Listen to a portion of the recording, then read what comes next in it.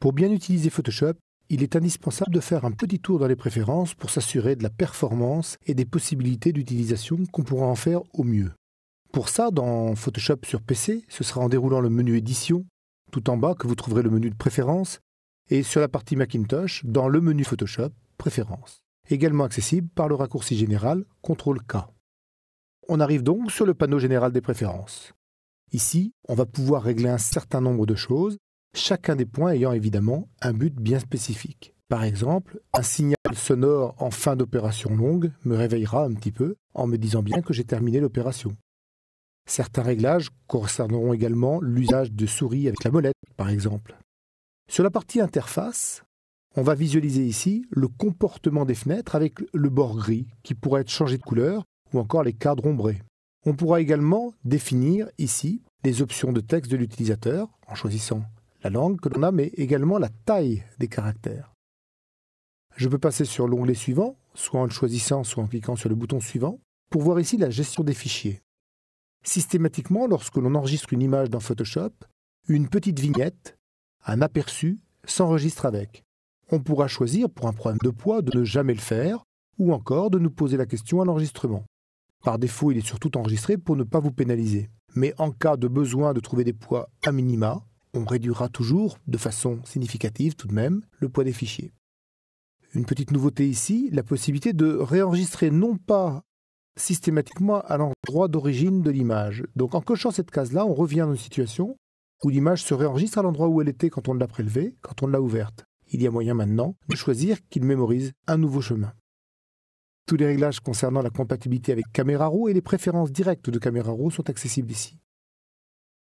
L'onglet Performance aura de l'importance évidemment sur l'utilisation de la RAM. Il faut savoir que jusqu'à la version CS4 de Photoshop, nous étions limités avec le 32 bits à une certaine quantité de mémoire vive très vite atteinte. Ici, si vous boostez votre machine, vous allez pouvoir vous permettre d'utiliser beaucoup plus de mémoire vive. Attention, ce réglage, comme les autres d'ailleurs ici, sont actifs après avoir relancé Photoshop. On choisira les disques de travail sur lesquels Photoshop sera amené à écrire temporairement des fichiers, de préférence un disque efficace, rapide et surtout non fractionné. Ensuite, on pourra gérer ici la gestion de la cache et d'historique. C'est ici que vous déterminerez le nombre d'annulations possibles, mémorisables par Photoshop. Pour l'ergonomie générale, au niveau des curseurs, on va pouvoir choisir les différentes formes, sachant que pour les têtes en l'air, parfois l'icône change tout simplement parce que la majuscule verrouillée a été enfoncée. On peut donc changer ici un certain nombre de réglages, avec un petit réglage ici supplémentaire depuis la CS5 qui permet, lorsque l'on dessine, de perdre la forme de l'outil le temps du dessin, mais que l'on retrouve dès qu'on a relâché, évidemment, la souris ou le crayon. Transparence couleur non imprimable, ici le damier représentant la transparence est intégré par des carreaux gris et blancs, mais il est toujours possible d'en changer et la couleur et la densité sans problème. Unité et règles, c'est ici que l'on va choisir l'unité de mesure de nos règles. Également la possibilité de déterminer ici pour les gens qui travaillent en presse ou en magazine, la largeur de la colonne et de la gouttière pour pouvoir déterminer directement un recadrage à ces valeurs. On va définir ici les résolutions des documents lorsqu'on va démarrer dans le but d'imprimer ou dans le but de travailler uniquement pour l'écran, 300 ou 350 par exemple en fonction de la trame utilisée, et 72 à 96, mais 72 comme référence pour les écrans.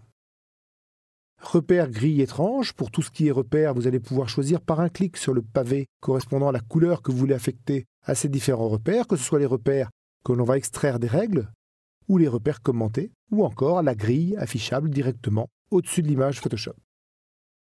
Les modules externes sont des éléments complémentaires à Photoshop qui se chargent au lancement de Photoshop et lui ajoutent des fonctionnalités. Il est toujours possible de lui demander d'étendre ces fonctionnalités à un autre dossier dans lequel il ira également charger les modules correspondants.